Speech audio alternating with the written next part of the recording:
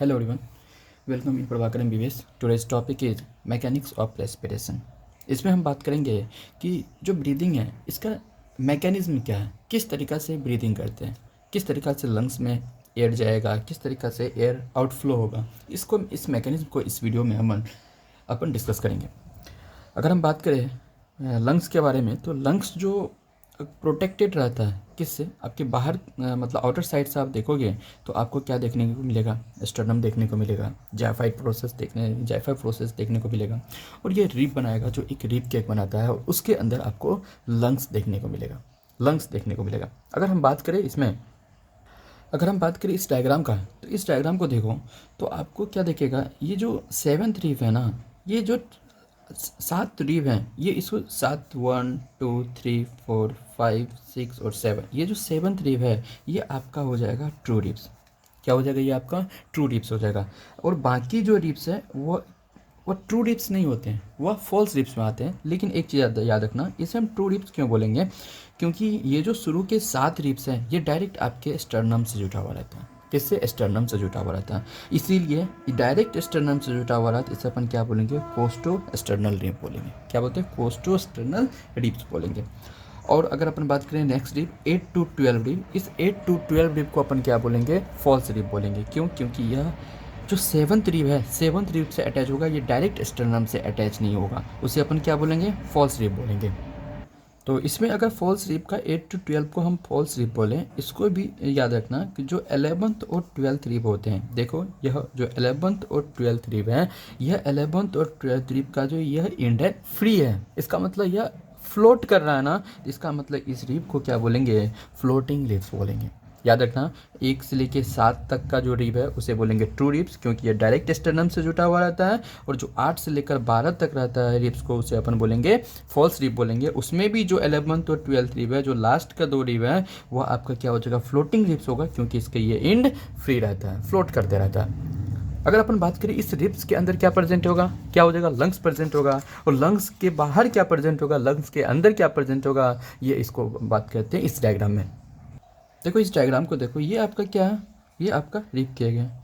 और ये क्या हो जाएगा आपका, ये आपका हो गया चेस्ट वाल हो गया, जो रिब के फॉर्म करेगा, जिसके अंदर लंग्स प्रेजेंट होगा. ये आपका क्या हो जाएगा, चेस्ट वाल हो जाएगा.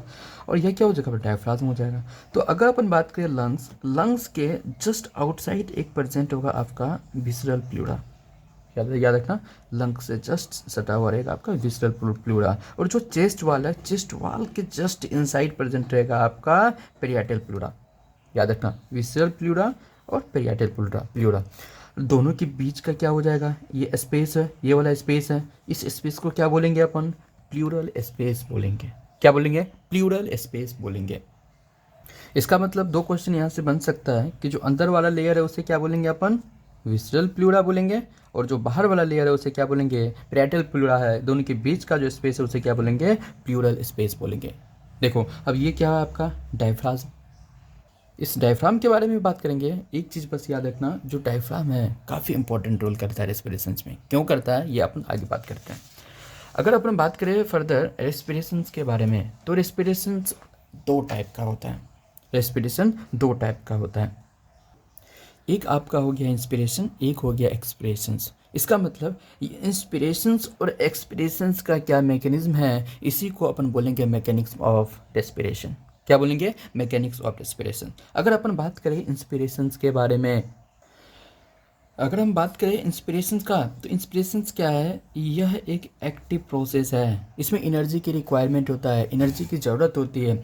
और इसमें एक चीज़ याद रखना, जो नॉर्मली हम सांस लेते हैं और जो छोड़ते हैं, नॉर्मली बोल रहा हूँ यार, नॉर्मली जो हम लेते हैं जितना छोड़ते हैं, वह क्या है आपका, उस वॉल्यूम को बोलेंगे, उस एयर के वॉल्यूम को बोलेंगे टाइडल वॉल्यूम. याद रखना, जो नॉर्मली हम सांस लेते हैं और छोड़ते हैं वह क्या है आपका टाइडल वॉल्यूम. जो टाइडल वॉल्यूम लगभग कितना होता है, 500 ml के बराबर होता है.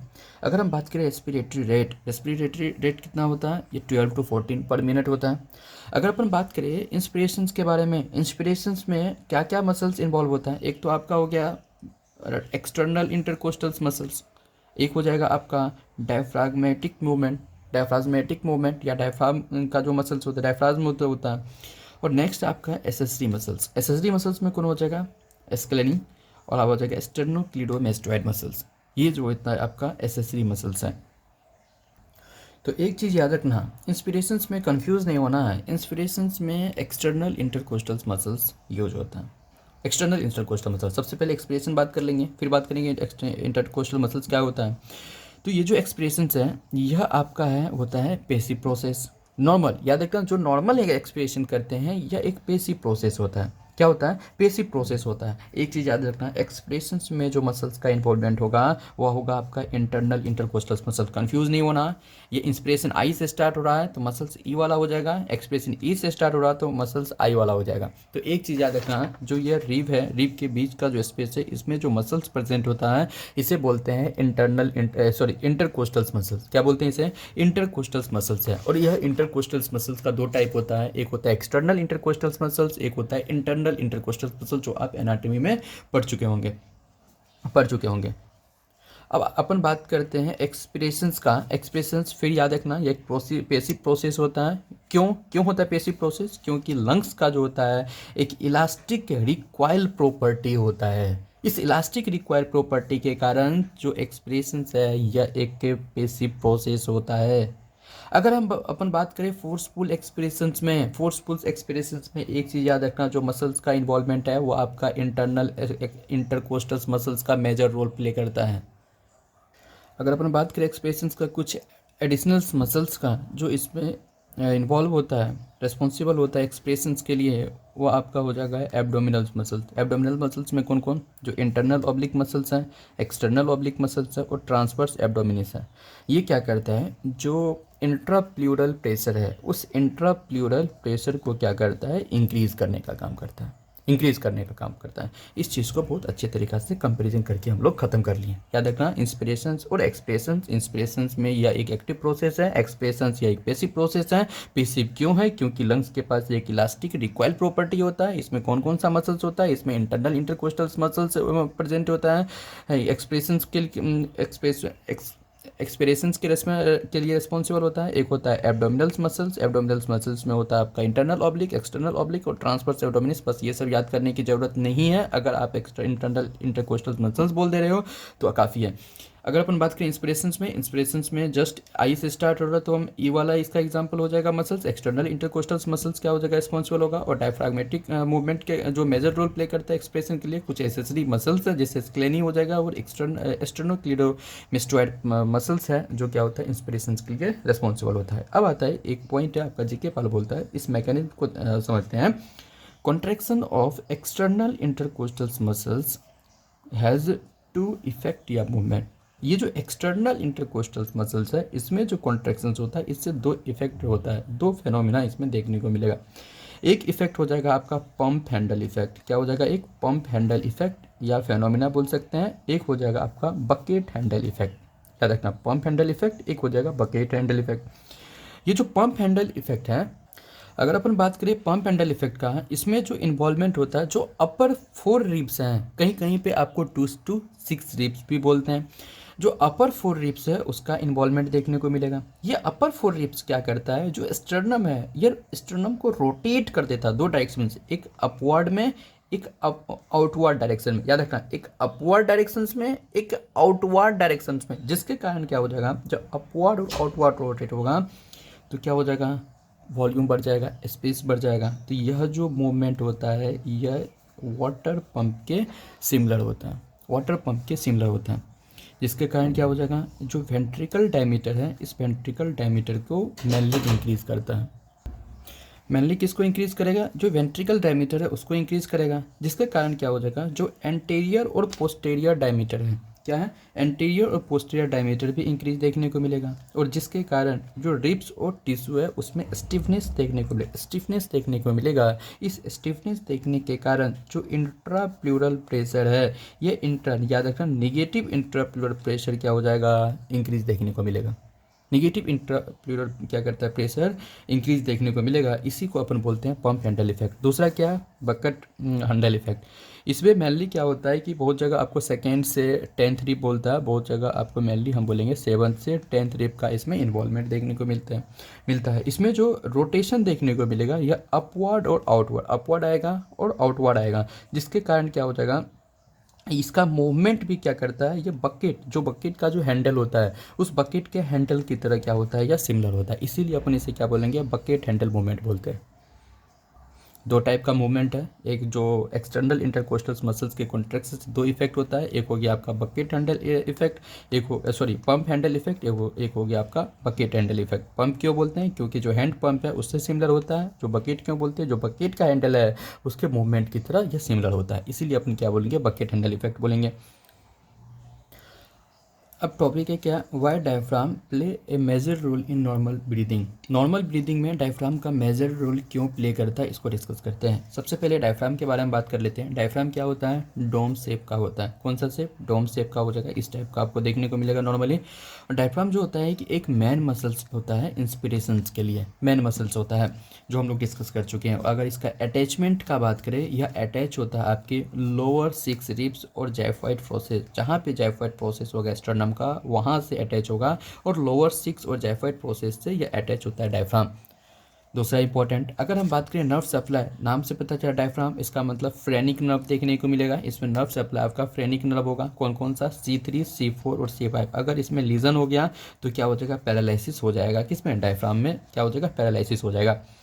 अब इस चीज़ को दो फेनोमिना है, दो वे है, उसको समझो। सबसे अगर कॉन्ट्रैक्शन हो जाए डायफ्राम में, जो अगर डायफ्राम में कॉन्ट्रैक्शन जो होता है जिसके कारण क्या होता है, थोरेसिक कैविटी का एक्सपेंड करता है। अगर थोरेसिक कैविटी जो एक्सपेंड करता है उसका दो वे है, दो वे के कारण थोरेसिक कैविटी का एक्सपेंशन देखने को मिलेगा जब डायफ्राम क्या करेगा, कॉन्ट्रैक्ट करेगा।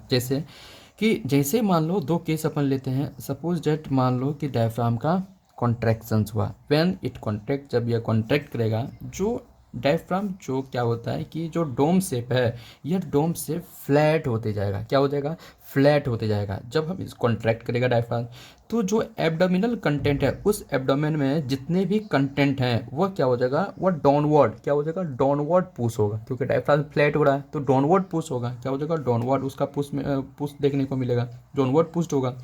और जो थोरेसिक कैविटी है, जब डाउनवर्ड पूरा हो जाएगा थोरेसिक कैविटी, तो क्या हो जाएगा, इनलार्ज हो जाएगा। तो इसमें थोरेसिक कैविटी इनलार्ज देखने को मिलेगा। जो वर्टिकल डायमीटर है, क्या, जो वर्टिकल डायमीटर है, उस वर्टिकल डायमीटर जो होता है थोरेसिक के का, उसमें इंक्रीज देखने को मिलेगा। इससे पहले हम लोग यहाँ पे क्या बात किए थे, जो वर्टिकल डायमीटर है, वेंट्रिकल नहीं, वेंट्रिकल बोला गया था, जो वर्टिकल डायमीटर है वह इंक्रीज होगा आपका किसमें, जो पंप हैंडल इफेक्ट था, वर्टिकल डायमीटर इंक्रीज देखने को मिलेगा, वेंट्रिकल नहीं। अगर अपन बात करें नेक्स्ट में कि डायफ्राम का, तो यह जो कॉन्ट्रैक्ट करेगा डोम से फ्लैट होते जाएगा, जो एब्डोमिनल कंटेंट है पुस्ट होते जाएगा, जो थोरेसिक कैविटी जिसके का इनलार्ज होगा, और वर्टिकल डायमीटर जो थोरेसिक केक है वह वर्टिकल डायमीटर थोरेसिक केक का बढ़ते जाएगा। तो देखो यही होता है इंस्पिरेशन केस में, एयर अपन लिए एयर इनसाइड जाएगा, जिसके कारण जो ये नॉर्मल शेप था आपका डायफ्राम का, ये नॉर्मल शेप था। जैसे एयर फिल होगा तो ये क्या होता है, डायफ्राम जो ये डोम शेप पहले था ये फ्लैट होते जाएगा। क्या होता है, ये वाला जो ये शेप लेता जाएगा, जो डायफ्राम है ये क्या हो जाएगा, फ्लैट होते गया। अगर हम मान लो एक्सप्रेशन के केस में क्या हो जाएगा, फिर क्या हो जाएगा, एयर बाहर निकलेगा तो फिर ये क्या हो जाएगा, जो नॉर्मल शेप था उस पोजिशन पे आ जाएगा, ये डोम शेप में फिर ले लिया। ये एक्सप्रेशन का केस है। अगर अपन बात करें नेक्स्ट में, अगर मान लो कॉन्ट्रैक्शंस हुआ डायफ्राम में, जब अगर कॉन्ट्रैक्शंस हुआ डायफ्राम में, तो यह पुश कर देगा आपके रिब के को आउटवर्ड पुश कर देगा। किधर करेगा, आउटवर्ड पुश कर देगा, जिसके कारण ये क्या आ जाएगा, थोरेसिक कैविटी को इनलार्ज कर देगा, इनलार्ज कर देगा। जैसे ही थोरेसिक कैविटी इनलार्ज हुआ तो इसमें याद रखना ये क्या करता है, एंटेरियर और पोस्टेरियर, क्या, एंटेरियर और पोस्टेरियर और लेटरल प्लेन में यह मूवमेंट देखने को मिलेगा। किसमें, एंटेरियो, पोस्टेरियर और लेटरल प्लेन में देखने को मिलेगा। और जिसके कारण क्या हो जाएगा, थोरेसिक कैविटी का क्या हो जाएगा, वॉल्यूम बढ़ जाएगा। मतलब बोल सकते हैं ये जो डायफ्राम का कॉन्ट्रैक्शन होता है दो वे में होता है। जब डायफ्राम कॉन्ट्रैक्ट करता है तो डोम शेप क्या हो जाएगा, फ्लैट करेगा, जो नीचे का जो कंटेंट है पुस्ट हो जाएगा। इसमें दूसरा होता है कि जब डायफ्राम कॉन्ट्रैक्ट करेगा तो ये क्या करेगा, रिब केक को क्या करेगा, आउटवर्ड पुश करेगा। किसको करेगा, रिब केक को आउटवर्ड पुश करेगा। उससे भी क्या हो जाएगा कि थोरेसिक कैविटी का इनलार्ज कर जाएगा। याद रखना किस प्लेन में इनलार्ज करेगा, ये एंटेरो पोस्टेरियर और लेटरल प्लेन में ये देखने को मिलेगा। अगर अपन बात करें, एक वेंटिलेशन होता है उसे बोलते हैं पल्मोनरी वेंटिलेशन, और दूसरा होता है आपका अल्वियोलर वेंटिलेशन। अगर अपन बात करें पल्मोनरी वेंटिलेशन का, तो इसका सिंपली क्या होता है कि 1 मिनट में आप कितना नॉर्मली कितना एयर इन और आउट करते हो, तो वो आपका हो गया पल्मोनरी वेंटिलेशन। तो सवाल आता है कि नॉर्मली कितना हम इन और आउट करते हैं, वो टाइडल वॉल्यूम के बराबर जो 500 ml है, तो इसका मतलब 500 हो गया। और 1 मिनट में कितना बार ब्रीदिंग करते हैं हम, लगभग 12 टाइम्स, 12 to 40 टाइम्स। अगर इसको हम मल्टीप्लाई करेंगे, रेस्पिरेटरी रेट कितना है, 12 to 50 टाइम, तो अगर अपन बात करेंगे तो वो कितना हो जाएगा, 12 × 500 = 6 लीटर पर मिनट। उसमें कितना हमारी बॉडी यूज़ कर रहा है, एल्वियोलाई में कितना एयर पहुंच रहा है, उसे अपन बोलेंगे alveolar ventilation. Alveolar ventilation simply है, तो इसका मतलब क्या हो जाएगा, जो ट्रेकिया में जो एयर वे है उसमें कुछ एयर तो बच जाता है। वो कितना एयर बचता है, लगभग 150 ml बचता है, जो हम लोग बात कर चुके हैं। तो वो कितना होता है कि अगर हम 500 माइनस से माइनस कर दे 150 को, अगर उसको रेस्पिरेटरी रेट से मल्टीप्लाई कर दे, तो वह कितना एयर हो जाएगा, लगभग 4.2 लीटर पर मिनट। वो आपका क्या हो जाएगा, एल्वियोलर वेंटिलेशन हो जाएगा, जो आपके एल्वियोलाई तक एयर पहुंच रहा है। Thank you so much guys for watching video अच्छी लगे तो लाइक करना, शेयर करना, सब्सक्राइब करना। Thank you so much.